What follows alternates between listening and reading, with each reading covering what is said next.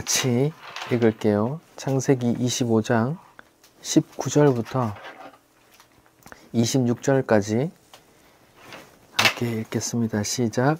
아브라함의 아들 이삭의 족보는 이러하니라. 아브라함이 이삭을 낳았고 이삭은 30세에 리브가를 맞이하여 아내를 쌓았으니 리브가는 바단 아람의 아람 족속 중 부두엘의 딸이요 아람 족속 중 라반의 누이였더라. 이삭이 그의 아내가 임신하지 못하므로 그를 위하여 여호와께 간구하매 여호와께서 그의 간구를 들으셨으므로 그의 아내 리브가가 임신하였더니 그 아들들이 그의 태 속에서 서로 싸우는지라. 그가 이르되 이럴 경우에는 내가 어찌할꼬 하고 가서 여호와께 묻자온데 여호와께서 그에게 이르시되 두 국민이 네 태중에 있구나. 두 민족이 네 복중에서부터 나누이리라. 이 족속이 저 족속보다 강하겠고 큰 자가 어린 자를 섬기리라 하셨더라.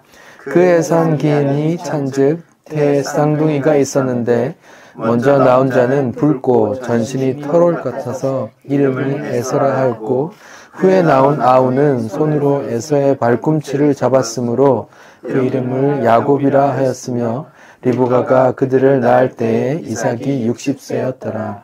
아멘.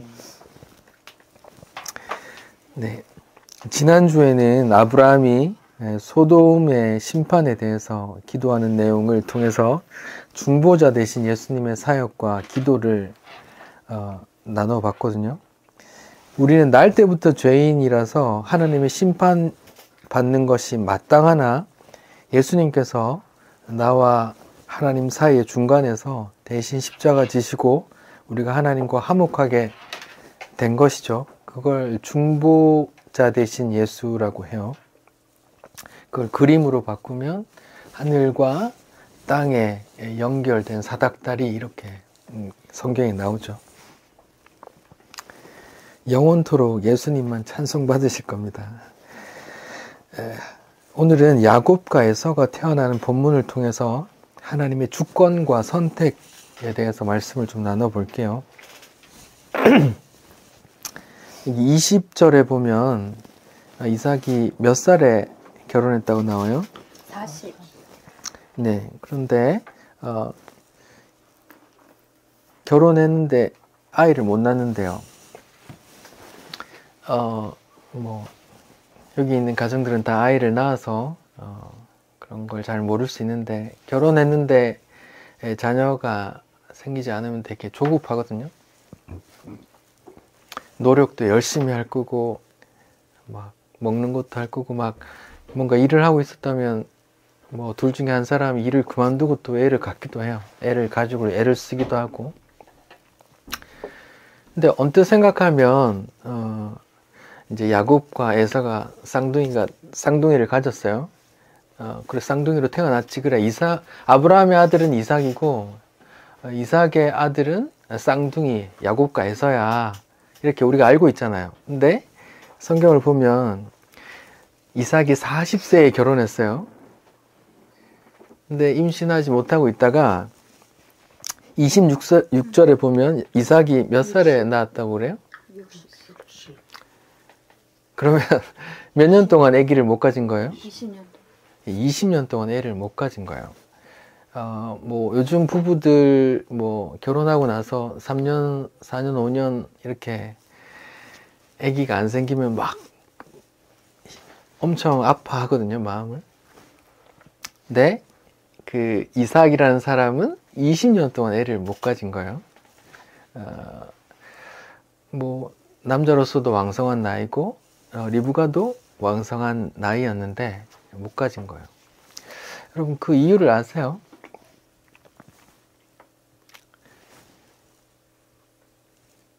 하나님께서 이삭의 아버지 아브라함에게 어떤 약속 주셨어요? 네 씨가, 네 자손이 하늘에 뭐같이?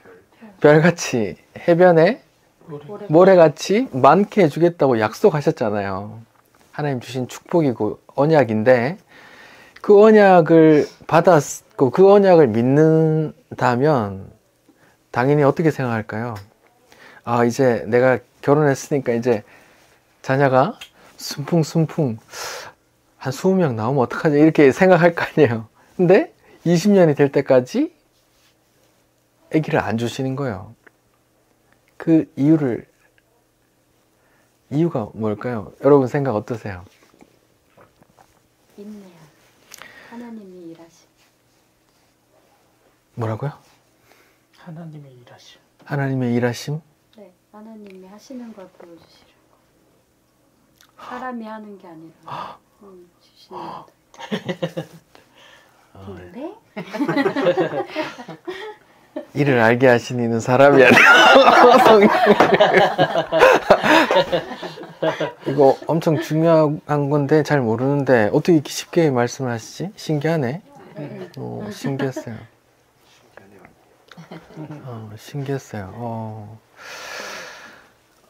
하나님께서 언약을 하셨는데 어떤 언약을? 네 씨가 엄청 많이 번성할 거야. 하늘의 별같이 땅의 해변의 모래같이 네 자손이 그렇게 많아질 거야 라는 약속을 받았으면 당연히 그 약속을 믿는다면 자녀가 많아질 거라고 기대하잖아요.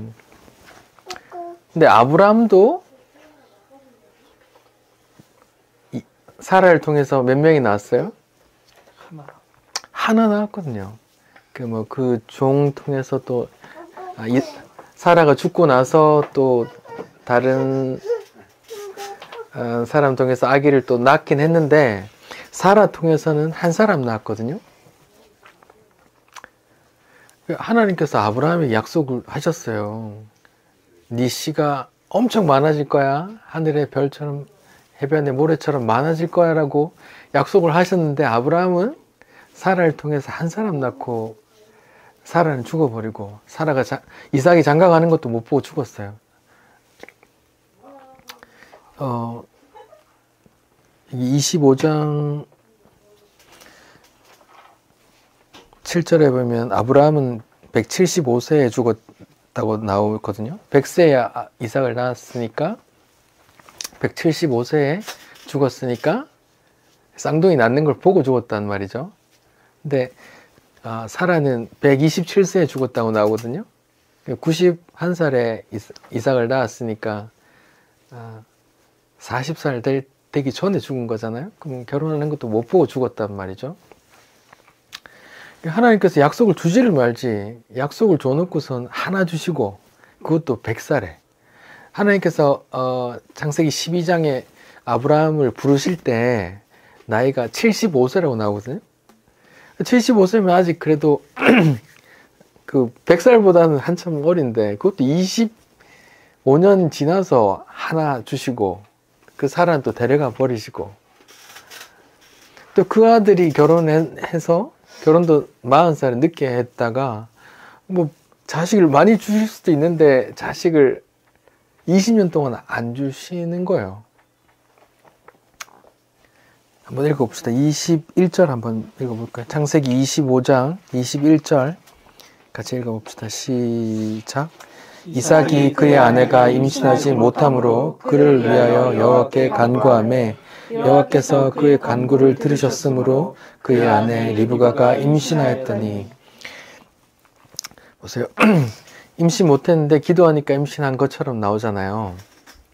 이 본문 그러다가 이제 또 아기 못 낳는 분들 다 막 이 말씀 붙들고 막 메시지 전하면서 막 기도하라고 하시거든요. 여기 이 메시지는 기도하면 애 낳는다 이 메시지가 아니에요. 이 메시지는 아까 말씀하신 대로 그 메시지거든요. 20년 동안 애를 안 주셨어요. 그 이유는 이거예요. 하나님께서 언약을 주셨어요. 어떤 언약을? 내게 땅을 주고 네 자손 창대하게 하고 네 씨로 모든 사람이 복받게 할 거야. 이런 약속을 하나님이 주셨는데 그 약속을 네 힘으로 이루는 게 아니야. 내가 이루는 거야. 이걸 알려주시는 거예요.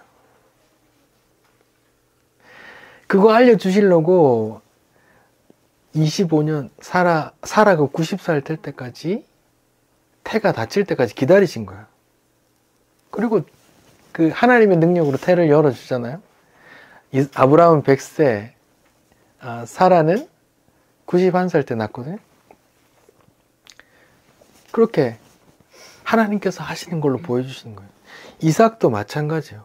하나님께서 그 아브라함이 죽으시고 이삭을 축복하시고 그 언약 그대로 이어간다고 말씀해 주셨는데, 결혼하면 자녀를 숨풍숨풍 놓을 줄 알았는데 20년 동안 막아 놓으신 거예요. 이삭이 20년 동안 얼마나 애를 썼을까요? 자기 혈기왕성한데 얼마나 애를 썼을까요? 하나님 막으신 거예요.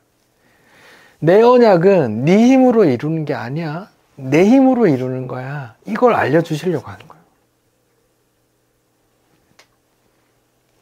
이런 하나님 어떻게 믿으시겠습니까? 네 힘으로는 안 돼. 내 힘으로 할 거야. 이걸 알려주시려고 한 거예요. 그러니까 기도하면 애 주신다. 이게 아니라 기도를 도구 삼아 내가 원하는 걸 얻어야지가 아니에요. 여기서 기도는 두 손 두 발 다 드는 거예요. 아이고 하나님 내 힘으로는 도저히 안 됩니다. 하나님 이거 왜 연락합니까? 어찌 하시려고 합니까? 나는 못합니다. 이제 두 손 두 발 다 들었습니다. 나는 못합니다. 했을 때 하나님이 주시는 거라니까요. 나의 무능함을 고백할 때 하나님께서 그때 일을 하신다고요. 그래 이삭아, 내가 준 언약은 내가 이룰 거야. 이렇게 말씀하시는 거거든요. 이렇게 나오는 건데 어떻게 이렇게 아까 답이 나왔어요? 이를 알게 하신 이는 하나님 뜻이로다. 이렇게 기도를 도구 삼아 내가 원하는 걸 얻으세요라고 메시지 전하면 안 돼요. 기도는 내가 하나님을 이용해서 내 원하는 걸 얻어야지가 성경이 말하는 기도가 아니고, 계속 기도 시리즈 설교할 때도 말씀드렸듯이 기도는 나는 못합니다. 하나님 뜻이거든 하나님께서 이루십시오라고 하는 거라고. 공을 하나님께 드리는 거라니까. 하나님을 이용해서 내 원하는 걸 이렇게 하는 게 아니라니까요.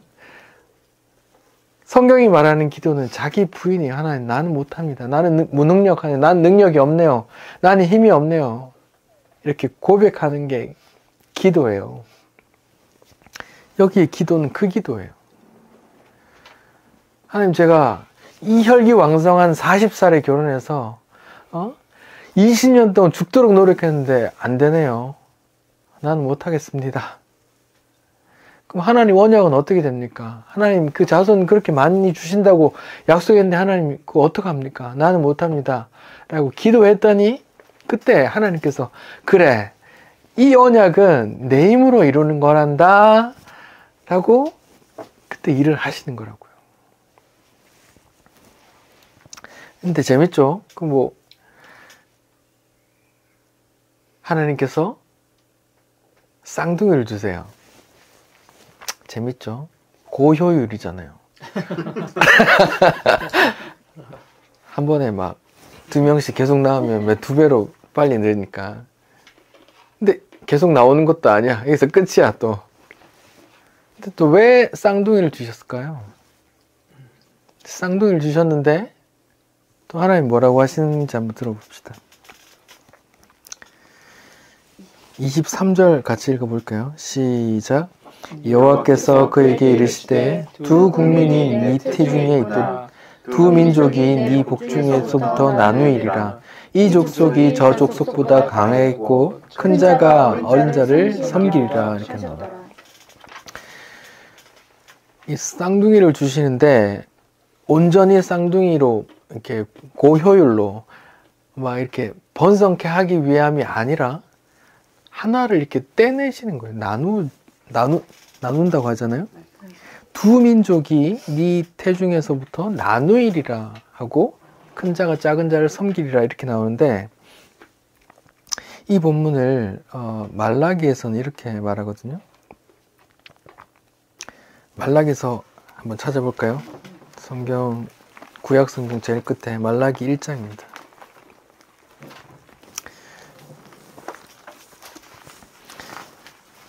말라기 1장 2절부터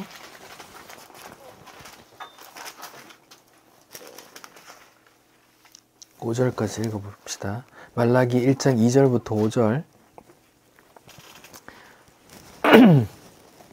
시작. 여호와께서 이르시되 내가 너를 사랑하였노라 하나 너희는 이르기를 주께서 어떻게 우리를 사랑하셨나이까 하는도다. 나 여호와가 말하노라. 에서는 야곱의 형이 아니냐. 그러나 내가 야곱을 사랑하였고 에서는 미워하였으며 그의 산들을 황폐하게 하였고 그의 산업을 광야의 이리에게 넘겼느니라.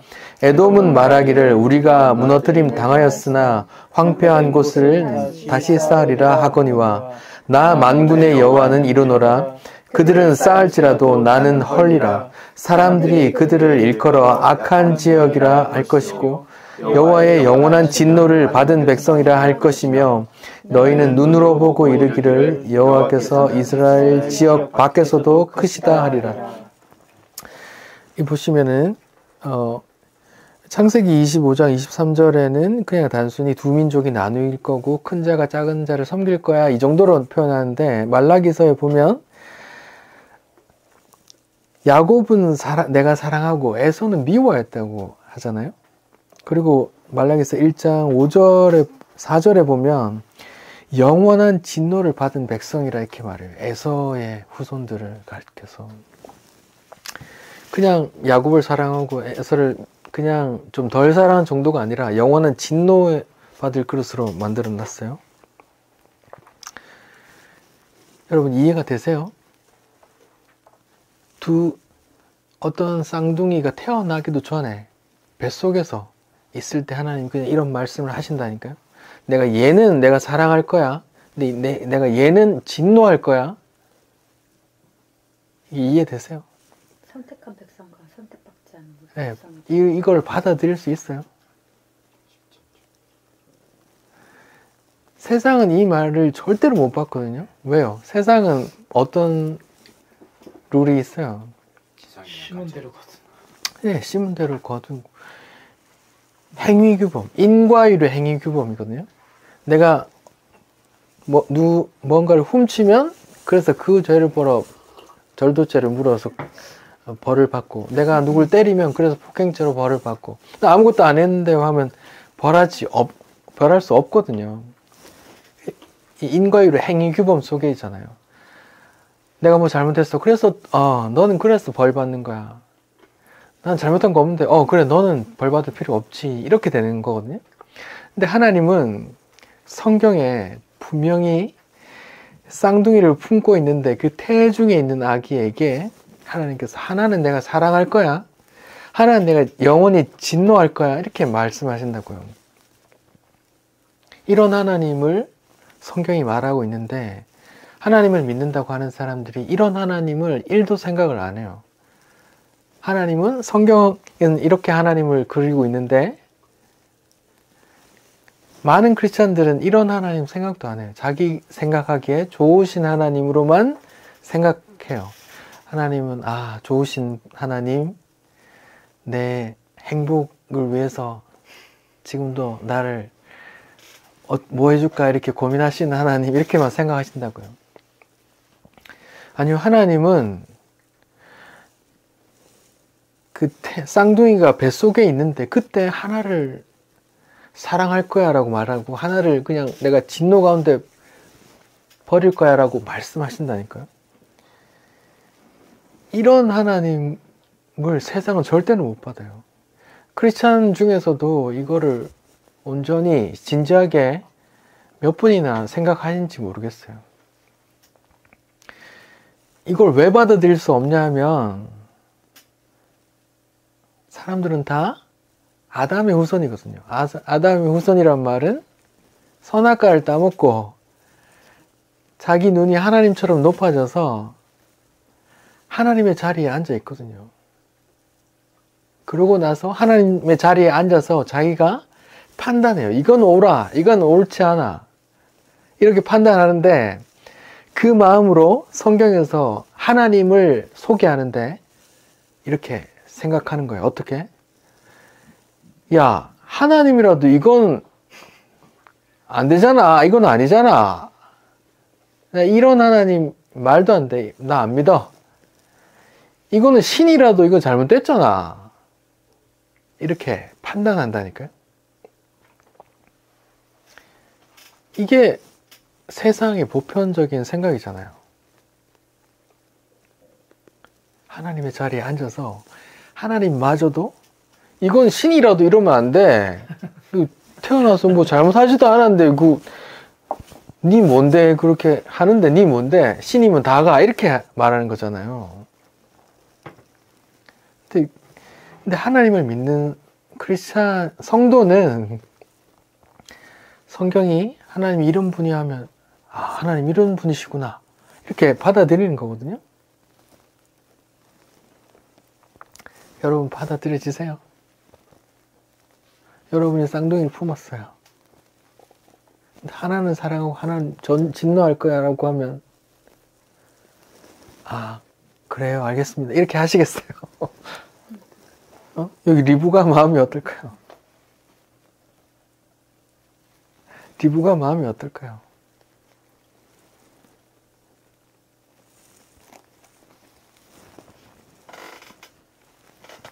선악과 따먹고 하나님의 자리에 앉아있는 사람은 절대로 이런 하나님을 받아들일 수 없다니까요.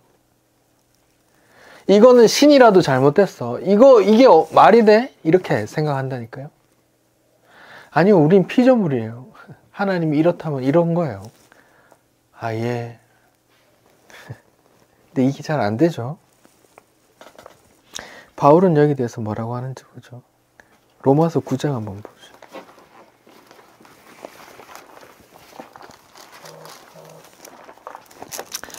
로마서 9장 10절입니다.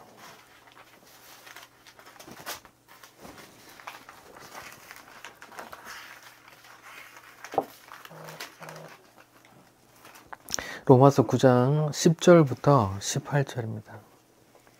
같이 읽어보죠. 시작. 그뿐 아니라 또한 리브가가 우리 조상 이삭 한 사람으로 말미암아 임신하였는데 그 자식들이 아직 나지도 아니하고 무슨 선이나 악을 행하지 아니한 때에 택하심을 따라 되는 하나님의 뜻이 행위로 말미암지 않고 오직 부르시는 이로 말미암아 서게 하려 하사 리브가에게 이르시되 큰 자가 어린 자를 섬기리라 하셨나니 기록된 바 내가 야곱은 사랑하고 에서는 미워하였다 하심과 같으니라. 그런즉 우리가 무슨 말을 하리요? 하나님께 불의가 있느냐? 그럴 수 없느니라. 모세에게 이르시되 내가 긍휼히 여길 자를 긍휼히 여기고 불쌍히 여길 자를 불쌍히 여기라 하셨으니 그런즉 원하는 자도 말미암음도 아니요 다른 박질하는 자로 말미암음도 아니요 오직 긍휼히 여기시는 하나님으로 말미암음이니라. 성경이 바로에게 이르시되 내가 이 일을 위하여 너를 세웠으니 곧 너로 말미암아 내 능력을 보이고 내 이름이 온 땅에 전파되게 하려 함이라 하셨으니 그런즉 하나님께서 하고자 하시는 자를 긍휼히 여기시고 하고자 하시는 자를 완악하게 하시느니라. 아멘. 바울은 이렇게 말하죠. 하나님께 무슨 잘못이 있느냐? 그럴 수 없다고 말하는 거예요. 이게 성도의 자세거든요. 하나님은 창조주이시고 하나님은 비유컨대 토기장이세요. 토기장이가 그릇을 이것은 귀 있을 그릇과 이것은 경 있을 그릇을 만들 권한이 없느냐? 하나님은 창조자이시거든요. 창조자이신 하나님을 내가 믿는다면 하나님의 주권과 하나님의 선택을 받아들일 수밖에 없어야 되는데 크리스찬조차도 이게 안 된다고요. 나라도 어렵겠어요. 이 죄인인 나라도 우리 집에 아이가 둘이 있는데 하나는 하나님께서 긍휼히 여기시고 하나는 진노 가운데 버려두신다고 하면 내 마음이 어떻겠냐고요. 근데 하나님은 그러실 수 있는 분이세요. 하나님이 주권자이니까 나는 하나님께 대들어서 뭐 싸울 존재가 아니야. 여러분 다 마음이 지금 어려우시죠? 하나님의 주권을 인정하는 게 이렇게 어려운 겁니다. 죄인인 우리가 하나님의 주권을 인정하는 게 이렇게 어렵다니까요.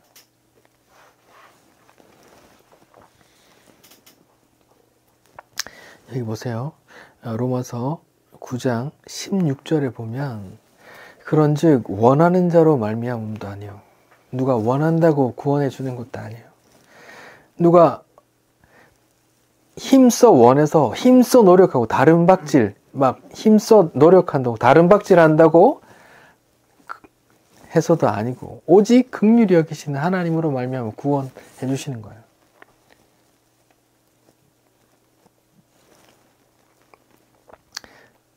이게 뭐냐면 누가 원한다고 난 구원 받고 싶어 원한다고 구원해 주는 것도 아니에요. 내가 구원 받기 위해 내가 열심히 노력할게요. 그렇게 달려간다고 구원해 주시는 것도 아니에요. 그냥 하나님 마음인 거예요. 근데 이 알미니안에서는 이런 걸 받아들일 수 없다고요. 인본주의가 점령한 교회 성도들은 이런 걸 받아들일 수가 없다니까요. 내가 하나님 믿기로 결심하고 교회 오고 예배 보고 헌금하면 천국 가야지 그런 게 어딨어 라고 생각한다니까요. 내가 힘써 노력해서 전도 많이 해가지고 앉혀놓으면 다 천국 가는 거지 뭐. 근데 성경이 이렇게 나오잖아요. 원한다고 해서 안 돼. 다른 박질 힘써 노력한다고 해도 안 돼. 니네가 할 수 없는 거야. 내가 하는 거야. 이렇게 말한다니까요.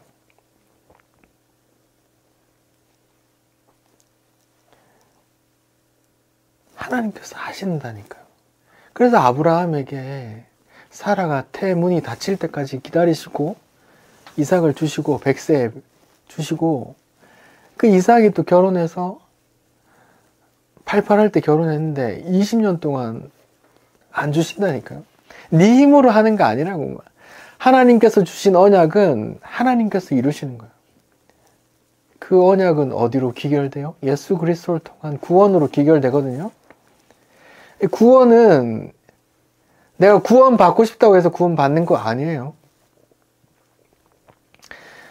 내가 구원 받기 위해서 열심히 노력할게요. 안 된다고요. 2주 전에 선한 사마리아인 이야기 앞서서 어떤 서기관이 묻잖아요. 영생 받으려면 내가 뭐 해야 됩니까? 안 된다니까요. 네가 뭔가 할 수 없다니까요. 너는 그냥 그 거반 죽은 자야 이런 걸 말씀해 주시는 거라고요. 너는 그 선한 이웃을 만나야 된단다. 하나님께서 보낸 그 이웃, 선한 이웃 예수 그리스도를 만나야 된단다. 이거예요. 내가 뭘 해야 영생 얻을 수 있습니까? 이 질문 자체가 잘못됐다니까요. 그래서 예수님께서 그냥 이렇게 반어적으로 그래 성경에 뭐라고 돼 있니? 하나님 사랑 이웃 사랑 그래 해봐 이렇게 말하는 거라고요. 네가 율법 다 지켜서 구원 이룰 수 있다고 말하는 게 아니라 열심히 해봐. 그리고 뭐 불가능하다는 걸 깨달아 하나님께 나오렴 예수님께 나오렴 이런 말이에요.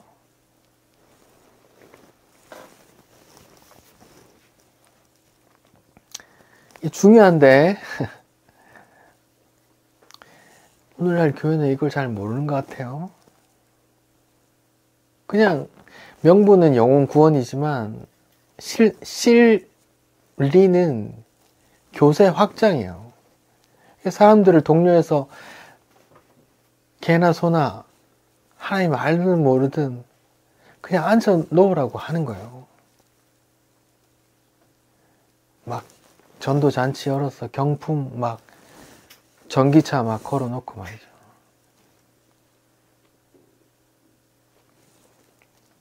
그렇게 해서 많이 앉혀 놔도 그게 교회가 되는 게 아니라니까요.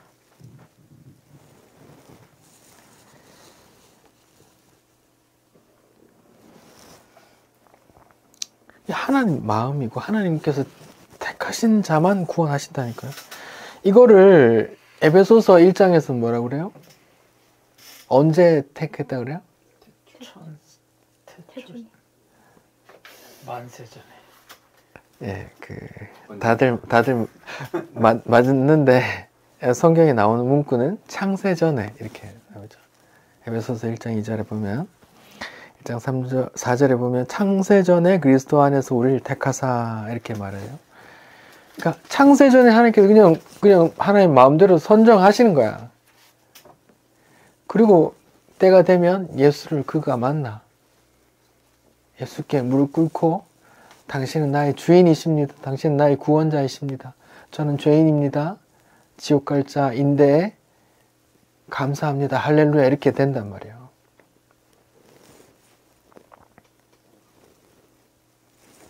요한복음 표현대로 따르면 이렇게 되는 거예요. 요한복음 1장 12절 13절 제가 읽어볼게요.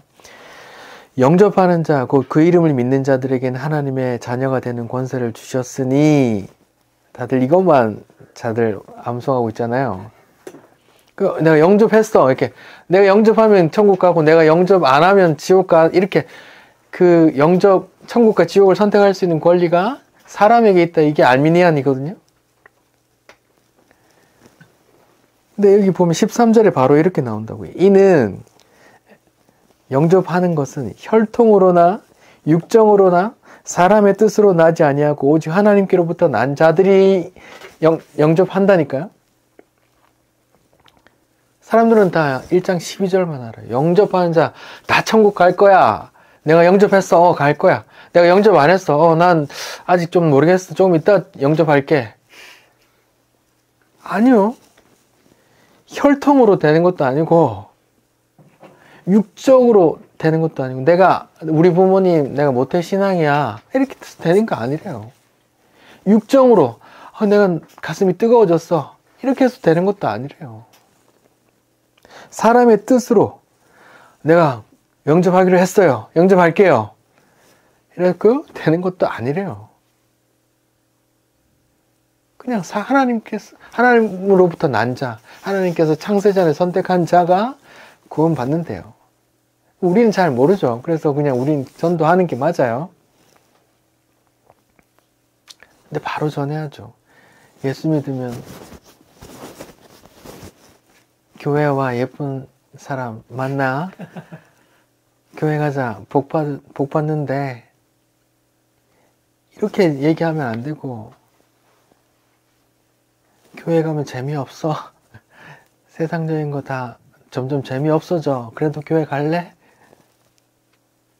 기도는 내가 원하는 걸 하나님 이용해서 끌어내는 게 아니야. 기도는 내가 무릎 꿇는 거야. 나는 할 수 없습니다 하고 두 손 두 발 다 드는 거야. 하나님 뜻이면 하나님 뜻대로 되게 해주십시오라고 기도하는 거야. 그런 기도 할래? 그런 기도 하려고 교회 갈래?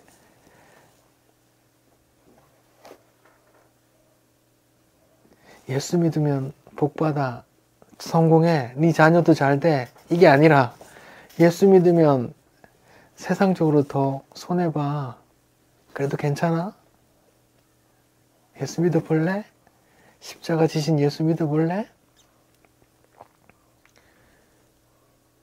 예수 믿는다는 건 내가 죄인이라는 거야. 너 죄인이라는 거 인정해?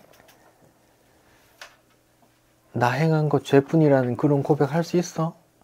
글쎄, 나 죄 지은 것도 많지만 착한 일 한 거 좀 있는데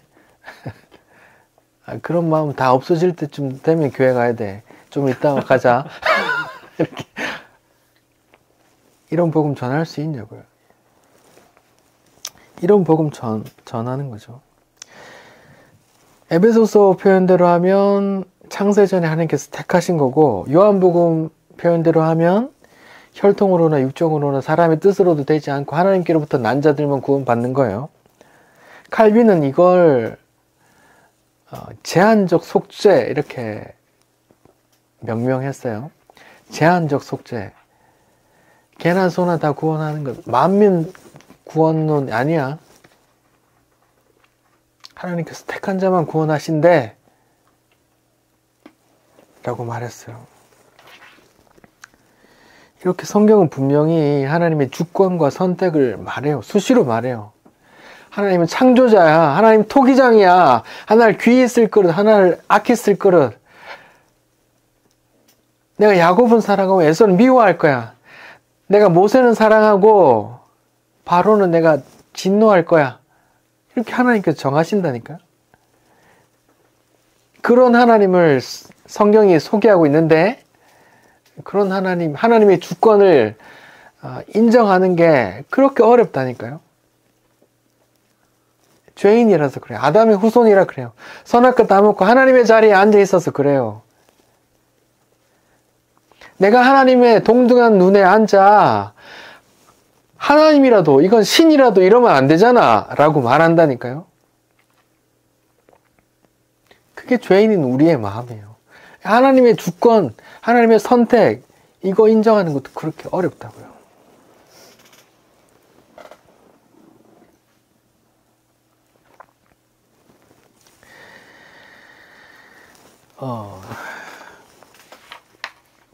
그러면 그래 하나님께서 창세전에 선택한 자만 구원하네. 하나님 마음이네. 나하고 아무 상관없네. 태어나기도 전에 그래 그렇게 선택해서 하나님 구원하시네. 그래 그러면 어떤 생각이 들어요? 막 살면 되겠네. 막 살아도 되겠네. 이렇게 나온다고요. 근데 그렇게 돼요? 그럴 수 없는 일이라. 예, 좋습니다. 예, 좋습니다. 예. 이것도 죄인된 마음이잖아요. 하나님 선택했으니까 이제 내 마음대로 살 거야. 나를 위해 내가 주인 돼서 사는 삶, 그게 성도예요? 내 멋대로 살면 되겠네. 내가 주인 돼서 내 마음대로 살 거란 말이잖아요. 그게 성도예요? 예수님은 나의 주인이십니다 하고 무릎 꿇는 자예요, 그게? 그거하고 성도하고 공존할 수 없다니까요.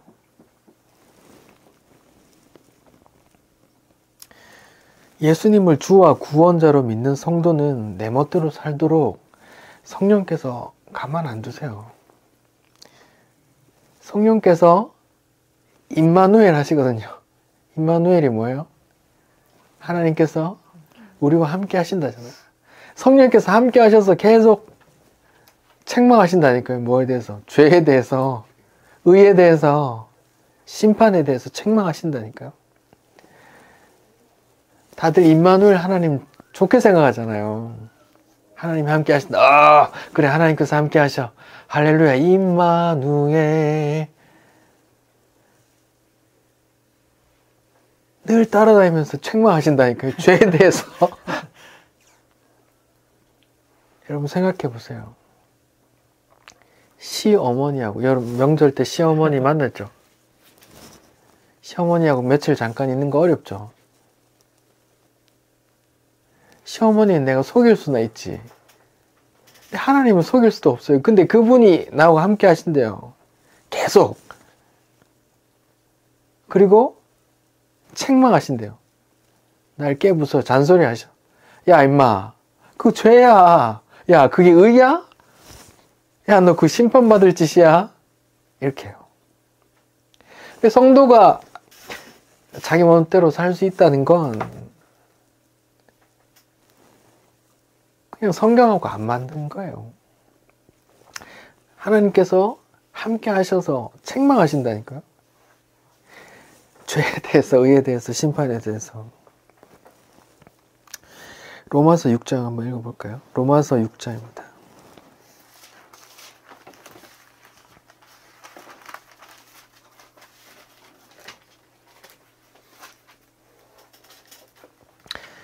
로마서 6장 15절부터 계속 읽어봅시다. 23절까지. 로마서 6장 15절부터 23절이요. 시작. 그런즉 어찌하리요? 우리가 법 아래 있지 아니하고 은혜 아래야 있으니 죄를 지으리요? 그럴 수 없느니라. 너희 자신을 종으로 내주어 누구에게 순종하든지 그 순종함을 받는 자의 종이 되는 줄을 너희가 알지 못하느냐? 혹은 죄의 종으로 사망에 이르고 혹은 순종의 종으로 의에 이르느니라. 하나님께 감사하리로다. 너희가 본래 죄의 종이었더니 너희에게 전하여 준 바 교훈의 본을 마음으로 순종하여 죄로부터 해방되어 의에게 종이 되었느니라. 너희 육신이 연약함으로 내가 사람의 예대로 말하노니 전에 너희가 너희 지체를 부정과 불법에 내주어 불법에 이른 것 같이 이제는 너희 지체를 의에게 종으로 내주어 거룩함에 이르라. 너희가 죄의 종이 되었을 때에는 의에 대하여 자유로웠느니라. 너희가 그때에 무슨 열매를 얻었느냐? 이제는 너희가 그 일을 부끄러워하나니 이는 그 마지막이 사망임이라. 그러나 이제는 너희가 죄로부터 해방되고 하나님께 종이 되어 거룩함에 이르는 열매를 맺었으니 그 마지막은 영생이라. 죄의 삭은 사망이요 하나님의 은사는 그리스도 예수 우리 주 안에 있는 영생이니라. 아멘. 그럴 수 없다고 이렇게 말하죠. 그럴 수 없대요. 바울 사도도 그렇게 말했고 모든 성도들도 그렇게 돼요. 누구보다 찔려요. 누구보다 찔린다니까요. 저도 힘들어요. 말씀을 대할수록 힘들고 누구보다 힘들어요. 제가 죄 때문에. 성령께서 임마누엘 하시면서 얘기하시거든요. 그 죄야. 야, 그 죄야. 야, 그게 의야? 그게 심판이야. 이렇게요. 그래서 성도는 마음이 안 편해요. 그래서 무릎 꿇을 수밖에 없어요. 보세요. 사람의 능으로 되는 것도 아니고 사람이 원한다고 되는 것도 아니고 다른 박질한다고 되는 것도 아니고 혈통으로 되는 것도 아니고 육정으로 되는 것도 아니고 사람의 뜻으로 의지로 되는 것도 아니래요. 근데 우리는 지금 예수를 주로 시인하고 있잖아요. 이게 얼마나 감사한 거예요. 우리 행위에 상관없이 하나님 그냥 택해 주신다니까요. 여러분 야곱 생애 다 알잖아요. 아브라함 알잖아요. 이삭 알잖아요. 아브라함이 믿음의 조상이라고 말하지만 얼마나 팔푼입니까? 지 목숨 죽을까봐 마누라를 누이라고 2번이나 팔아먹은 사람이에요. 다른 사람한테 시집 보냈다니까 2번이나. 그럼 하나님의 언약은 어떻게 돼요? 사라 통해서 네 자손 하늘의 별과 같이 많아질 거라고 하는데 사라를 딴 데 시집 보내면 그거 어떻게 되냐고요. 그게 마누라를 딴 데 보내면 어떻게 해요? 하나님께서 언약하시는데 그 아브라함, 믿음의 조상 아브라함이라는 사람은 하나님의 언약이 안 이루어지도록 그 짓을 하고 있다니까요. 이삭도 마찬가지. 아버지한테 배웠는지 모르겠는데 똑같이 그 짓을 한다고요.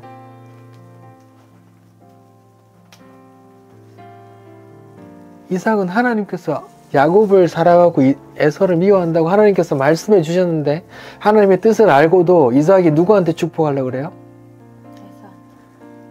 하나님의 뜻하고 반대로 가려고 한다니까요. 그 죄인이란 말이에요. 근데 그런 거 아무 보지도 않고 그냥 택하신다니까요. 신실하게. 왜? 자기가 한 언약을 자기가 이루신다니까요. 하나님은 신실하신 하나님이라니까요.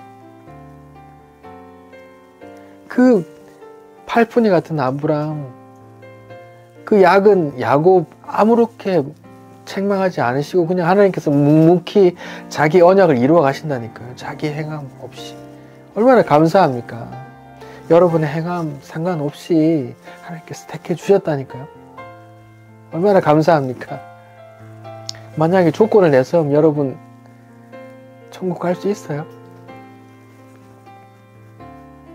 만약에 성경 시험 쳐서 전 세계 인원 성경 시험 쳐서 상위 1%만 천국 갈 거야 하면 여러분 천국 갈 수 있어요? 전 세계 사람 줄 세워서 착함을 기준으로 1%만 천국 들여보내줄게 하면 여러분 천국 갈 수 있어요? 만약에 헌금 액수로 천국 간다면 여러분 천국 갈 수 있어요? 율법 지킴의 상위 1%만 아니 율법 다 지켜서 천국 간다면 어떡할 거예요? 천국 갈 놈 없다니까요. 그냥 그래서 하나님께서 그냥 하나님 마음대로 이루어 가신다니까요. 얼마나 감사합니까? 우리 행한 것 아무 상관없이. 우리는 죄밖에 안 짓는데, 아브라함도 하나님 언약하는데 그 사라를 딴 데 줘버리고 말이에요. 이삭도 그 리브가를 딴 데 줘버리고 말이에요. 누이라고, 시집 가려면 결혼하라고 이렇게 말하면 어떡해요. 야곱 하나님께서 사랑한다고 약속하셨잖아요. 근데 야곱은 뭐예요? 하나님 약속 안 믿고 어쨌든 간에 팥죽으로 장자권 살라 그러고 아버지 속여서 장자 축복 받으려 한다니까요. 하나님 언약, 하나님 말씀을 안 믿는다는 말이잖아요. 지가 그렇게 하려고 한다는 것 자체가. 그런 사람은 그냥 다 받아들이신다니까, 하나님께서. 얼마나 감사합니까? 우리 행함 상관없이.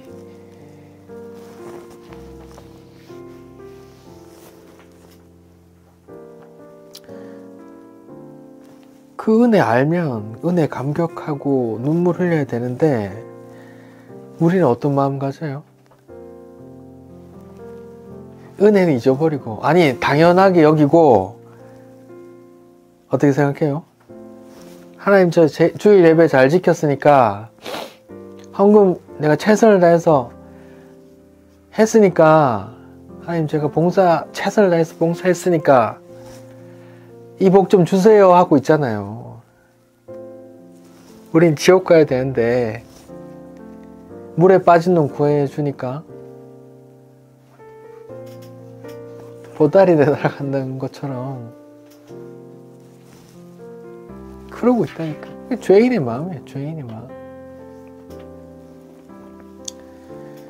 성도의 마음이 어때야 돼요? 바울은 뭐라고, 베드로는 뭐라고 권면할까요? 베드로후서 한번 봅시다. 베드로후서 1장 10절입니다.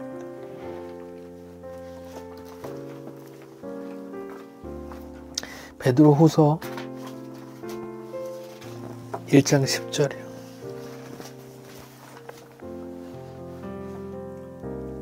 베드로후서 1장 10절, 11절 같이 한번 읽어봅시다. 시작.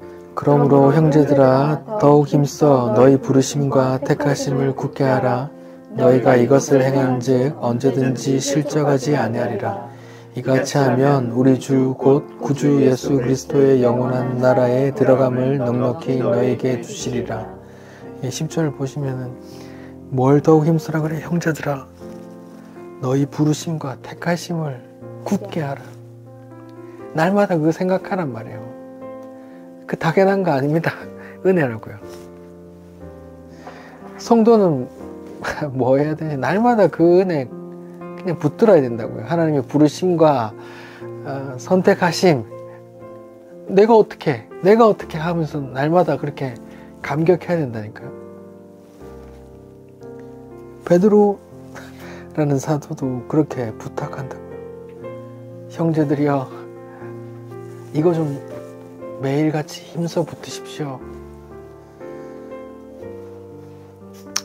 물에 빠진 놈 구해줬더니 보따리 내놔라 하지 말고 여러분 이거 붙으십시오. 여러분 물에서 건져내 주지 않습니까? 당신의 생명을 살렸지 않습니까? 감사하십시오. 이런 말이라고요.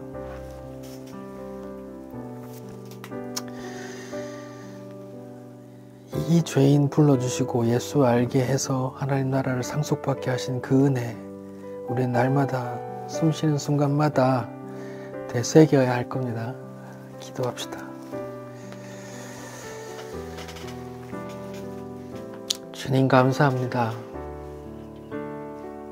우리가 무엇이 간데 주님, 제가 뭔데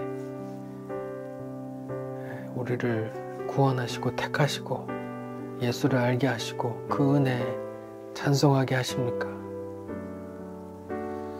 주님, 하지만 우리는 늘 그것을 잊어버리고 당연시 여기고 보따리 내놔라고, 하나님 내가 이거 했으니 이거 좀 주십시오. 왜 안 주십니까? 하고 있습니다. 주님, 우리를 돌아보게 하시고 성령께서 임마누엘 하셔서 우리를 의의 길로 인도해 주옵소서. 예수 그리스도 이름으로 기도드립니다. 아멘.